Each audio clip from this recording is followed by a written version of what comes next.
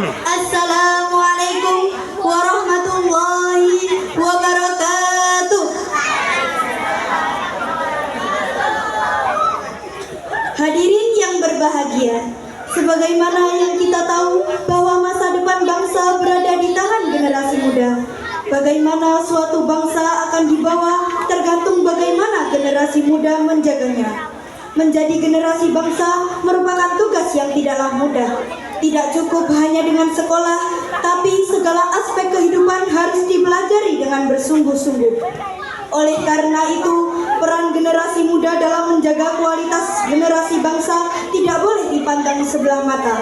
Karena pemuda sekarang adalah pemimpin di masa depan. Hadirin yang kami hormati, di malam yang indah ini, izinkan kami untuk mempersembahkan sebuah drama yang berjudul Kalau Bukan Kita, Siapa Lagi? Langsung saja, tak perlu lama-lama, kita lihat ke PPH, panggung pentas Haflah.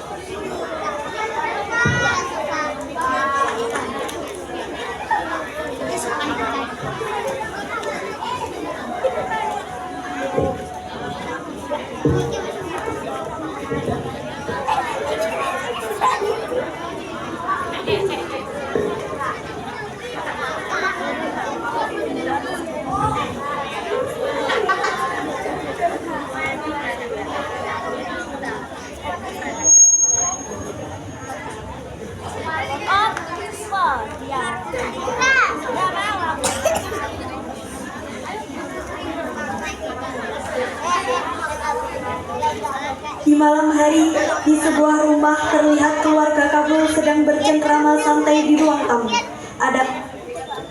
Ada Bu Surti, Ibu Kabul terlihat sedang menyiapkan cemilan malam. Ayah Kabul, Pak Joko sedang santai menonton berita dan kakek Kabul sedang minum kopi ditemani seutil rokok di tangannya. Begitu juga Kabul yang sedang santai bermain HP di teras rumah.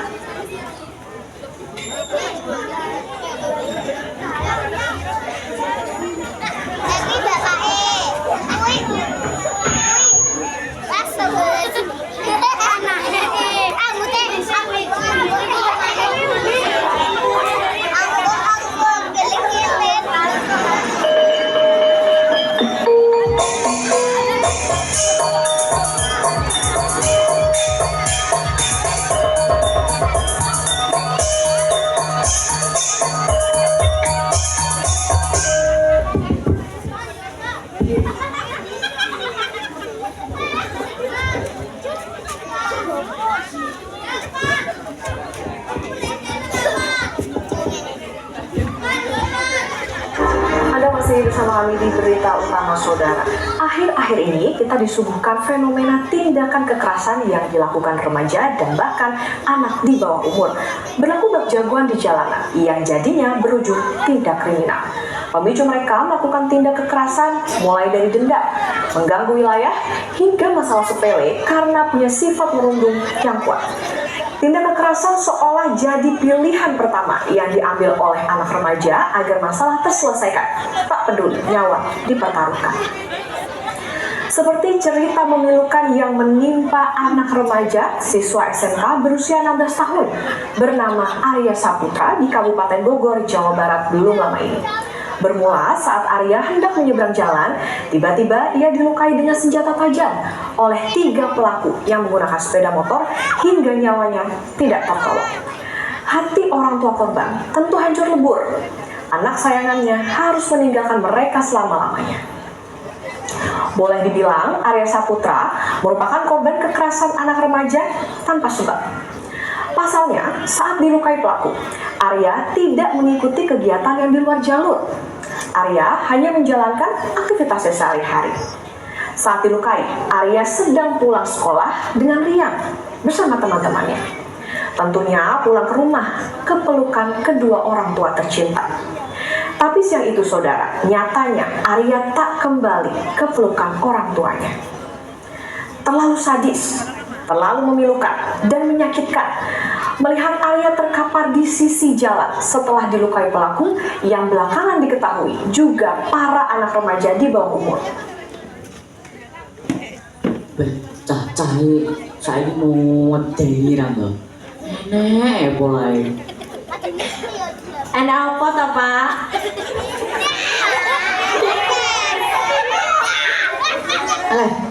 Boy, cah saya karang pola. Jangan nenek masalah. Lah iya, tanggo desa kae lho ya enek bocah sing apa jenenge? Sing kasus apa?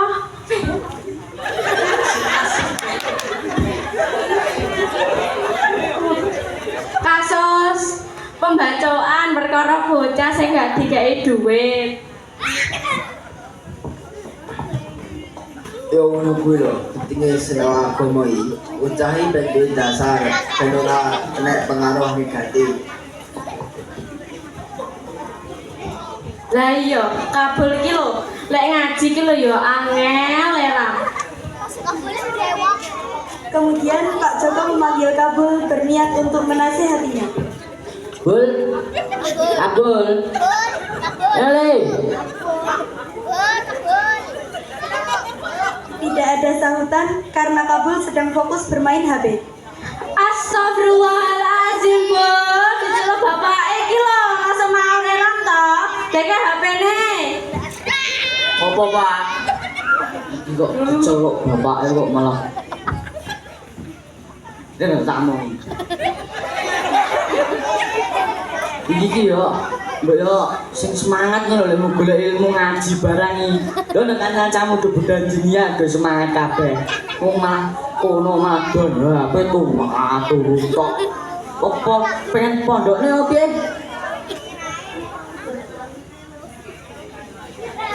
Lah yo, Bul, angel ora kanca-kancamu lho padha semangat dini ya. Kamu lo males ae. Alah bu, agak hafalane kesel kan. Ora akeh yo tugase. Loh, ya ngono kuwi dinian ki. Akeh cobaane, kan tapi enek hasile. Lah yo le. Sampeyan iki saiki wis penak. Ibarat golek ilmu iki saiki wis cepak dari budal karo semangat itu. Kemudian zaman mbahmu iki budal golek ilmu tak larang perang karo penjajah dhisik. Sampeyan gelem main perang karo penjajah ngono iki. Kakek Kabul pun menceritakan sejarah zaman dulu, perjuangan para ulama dalam membela tanah air dari serangan penjajah. Flashback zaman penjajah.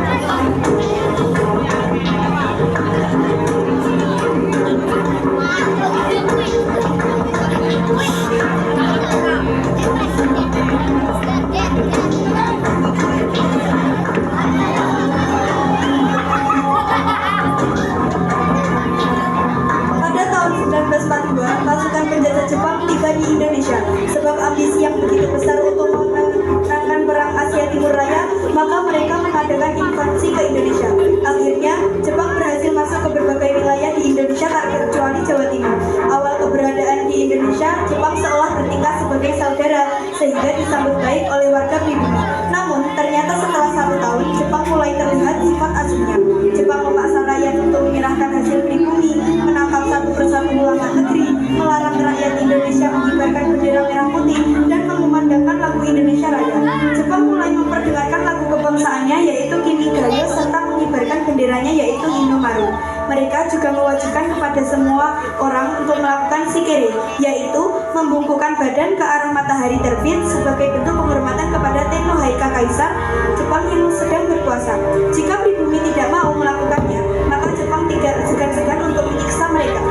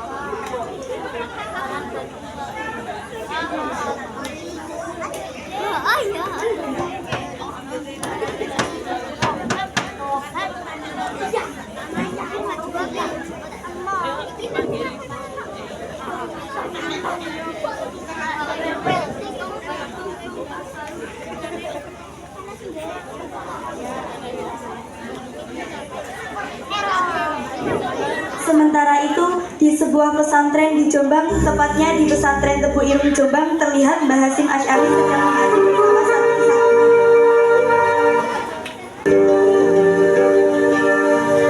Wal malakul ladzi bila abi wa la aklala syurba wa la nawma lahum tafsilu ashrin minhum jibrilu mikalu israfilu isra'ilu mukanatiru wa raqibu wa kadha atihum maliku wa ilma maqtada arba'atu min kutubi tafsiruha tawratu musa bil huda tanziluha zaburu dauda wa injilu ala isa wa furqanu ala khairil malak wa suhuful khalili wal karim fiha kalamul hakamil alim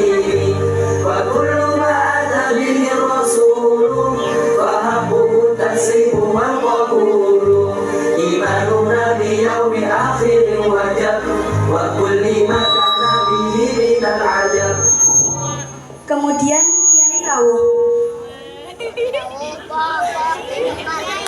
Assalamualaikum warahmatullahi wabarakatuh. Waalaikumsalam warahmatullahi wabarakatuh.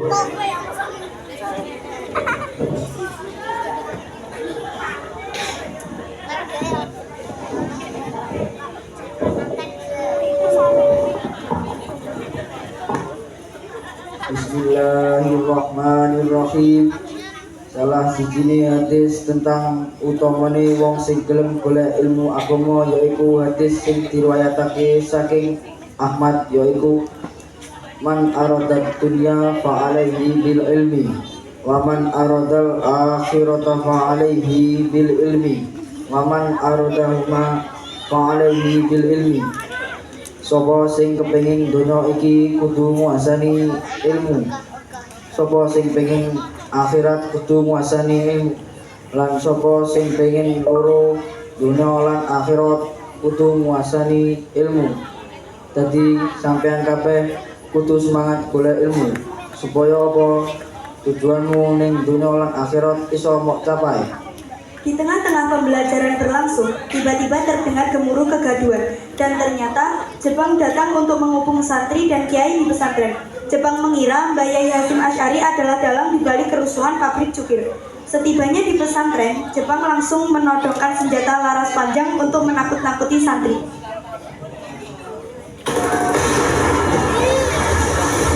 Kepung mereka.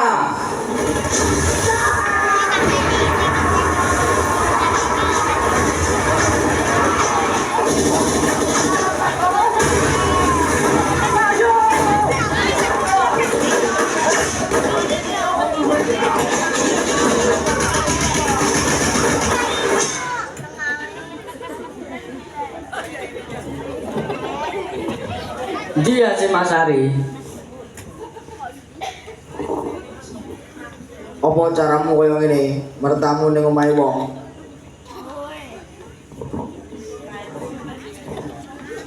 Awakmu Hasyim Asy'ari. Bener, aku Hasyim Asy'ari. Tangkap.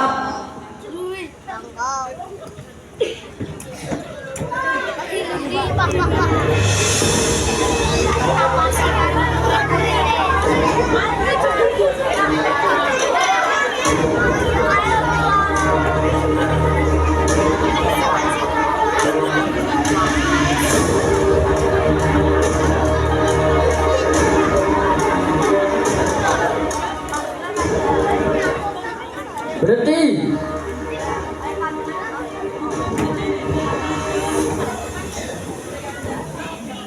Awakmu wis hasut sing dadekno keributan nang pabrik cukir. Cukir. Yo, cukir. Awakmu nglarang nglakoni sikire iki termasuk pengkhianatan. Aku ora ngerti apa-apa tentang cukir. Karo dene aku ora gelem nglakoni sikire iki. Mergo kuwi hukume haram. Tangkap dia. Kemudian terjadi keributan. Para kapten masih berusaha dibawa oleh pihak, tapi sayang sekali karya Jepang mengancam dengan senjatanya. Akhirnya Mbah Hasyim berhasil dibawa oleh pasukan Jepang.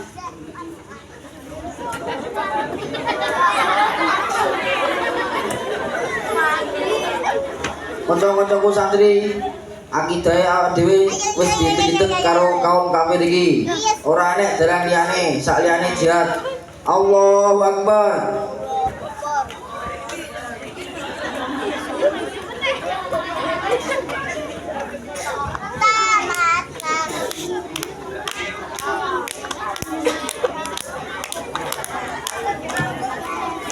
Sementara itu keadaan Mbah Hasyim.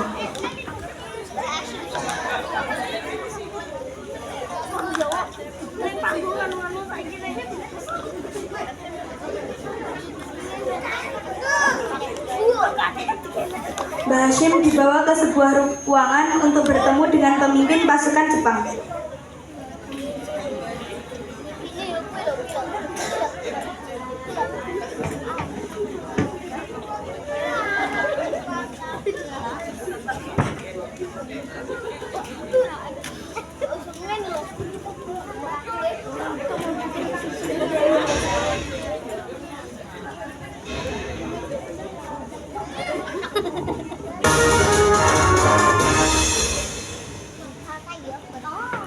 tanda tangan.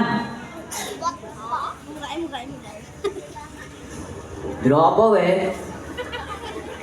Aku ora iso tanda tangan. Aku blas ora terlibat sing terjadi ning pabrik Dukir. Tentang sekarang aku gak nglakoni.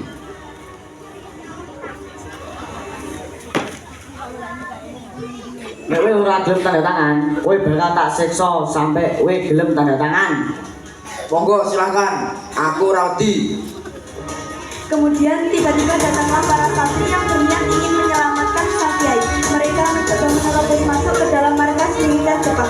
Melihat hal itu, tentara Jepang mencoba menghalangi dengan mengancam menembaki para santri. Suasana pun berubah semakin mencekam. Para santri dan tentara Jepang saling berperang.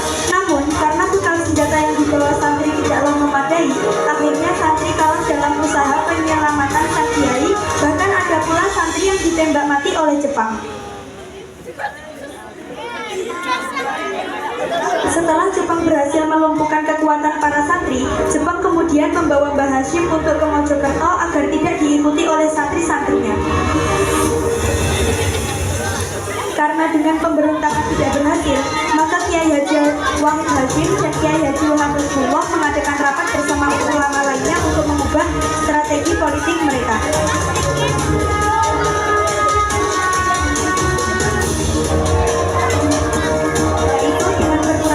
Bersama dengan pemerintahan militer Jepang, memanfaatkan fasilitas Jepang, kemudian membantu panitia pembelaan terhadap para kiai yang ditangkap oleh Jepang. Singkat cerita, pada tanggal 14 Agustus 1945, Jepang menyerah kepada sekutu. Sementara kerusuhan terjadi di mana-mana. Para pemuda Indonesia melakukan pemberontakan terhadap Jepang.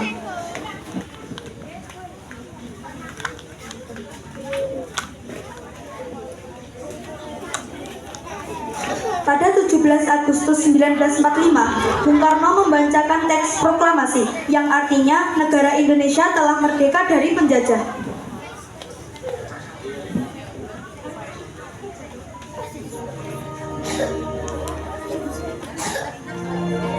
Proklamasi.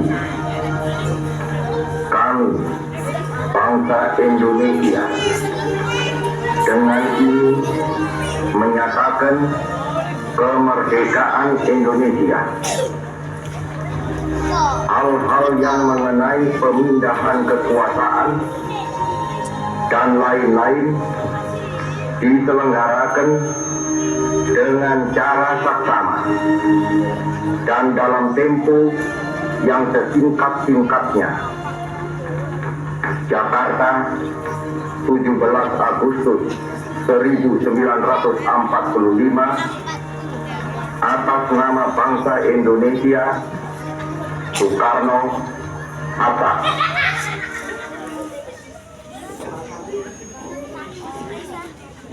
Rek, delok niki Indonesia merdeka. Iya ta, tenane.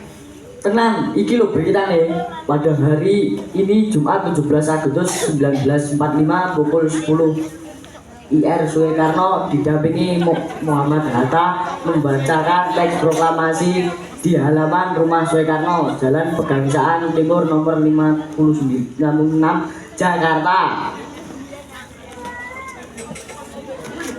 Loh ya Allah, alhamdulillah. Ayo kanca-kanca dikabari. Ayo. Mereka pun mencari teman-teman mereka untuk memberi kabar tentang kemerdekaan Indonesia.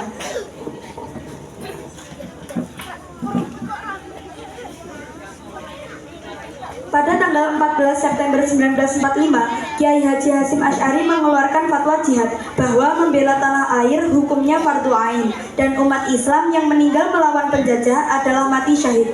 Kemudian pada tanggal 22 Oktober 1945, Kiai Haji Hasyim Asy'ari mencetuskan resolusi jihad yang berhasil membangkitkan semangat rakyat Indonesia, terutama bagi santri dan kiai. Kemudian Bung Tomo sowan ke Kiai Haji Hasyim Asy'ari sebelum melakukan orasi untuk membakar semangat arek-arek Surabaya dalam melakukan perlawanan terhadap pasukan Nica, Netherlands Indies Civil Administration, yang membonceng tentara Inggris pada tanggal 10 November 1945.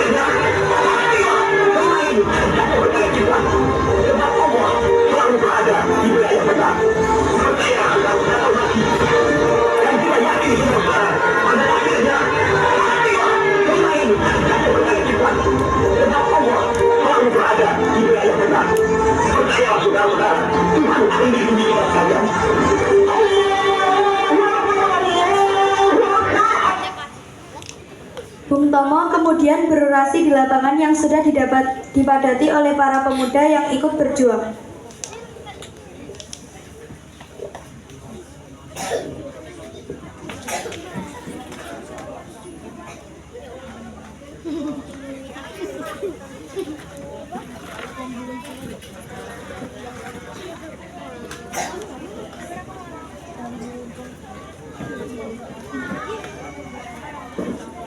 Setelah orasi Bung Tomo, terjadilah pertarungan yang sangat genting antara rakyat pribumi dan penjajah.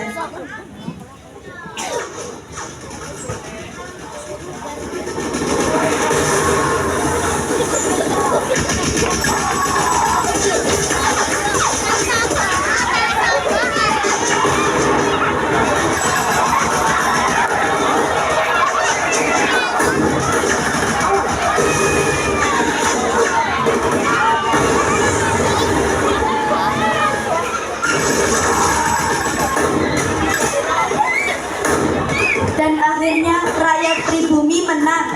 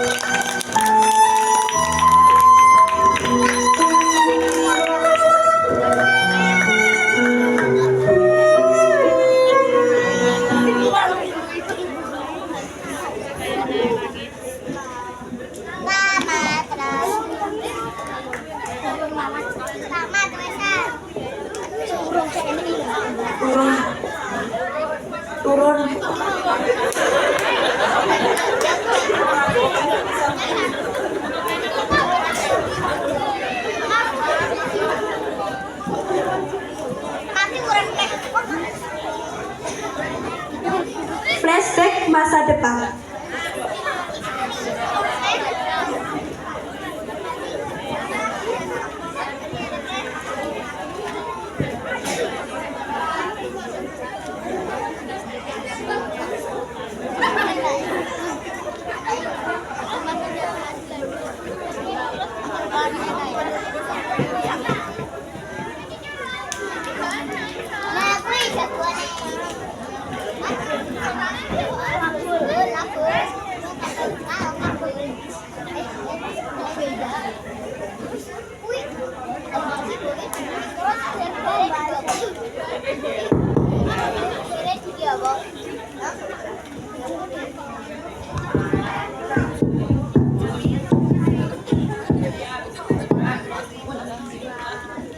Wis yo Le, ngono kuwi lho ceritane iki. Sampeyan iki garing terusne perjuangane ulama-ulama dhisik. Jajal, sampean gelem nggih? Kon melu perang ngono kuwi. Piye, Bol? Ceritane bae nek dijipuk kok manfaate. Dadine saiki ben iso semangat ya golek ilmu, ngaji barang.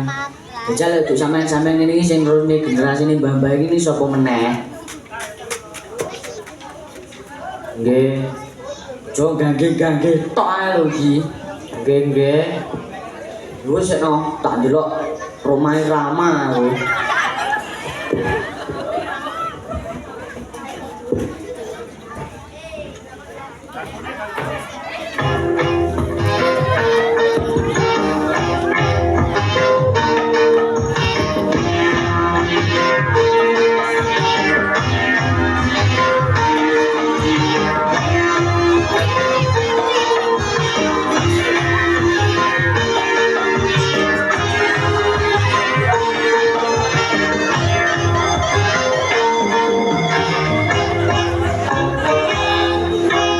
Ayo generasi muda, putra putri bangsa, singkirkanlah selimutmu, bangun dan bangkitlah, bersihkanlah pakaianmu, pandanglah ke muka, dekatnya agama ada di pundamu, masa depan bangsa ada di dalammu.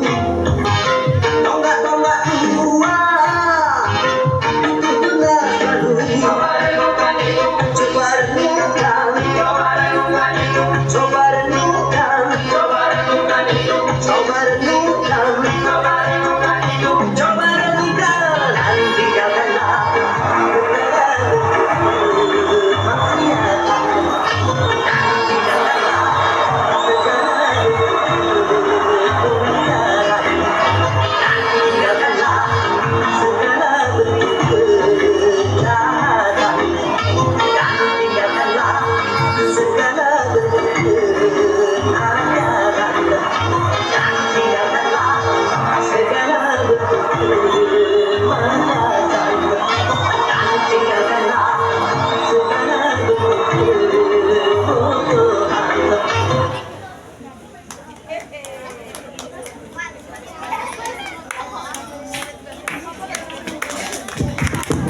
Demikian persembahan drama dari kami santri Madin Miftahul Huda Jambewangi. Ada kurang lebihnya kami mohon maaf. Selamat berjumpa kembali pada panggung pentas haflah di tahun selanjutnya.